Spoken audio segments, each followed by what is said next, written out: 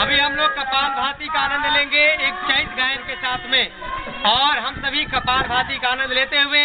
हम अपने भीतर के सारे बीमारियों को भस्मीभूत करेंगे योगाग्नि में। तो आइए, चैत का महीना चल रहा है और हम सभी भोजपुर जिले के रहने वाले हैं, तो भोजपुरी भाषा के साथ और भोजपुर के मान सम्मान को वैश्विक स्तर पर हम योग शिविर के माध्यम से बढ़ाने का संकल्प लेकर के आइए चलते हैं भजन मंडली के साथ और सराबोर हो जाते हैं चैता गायन में।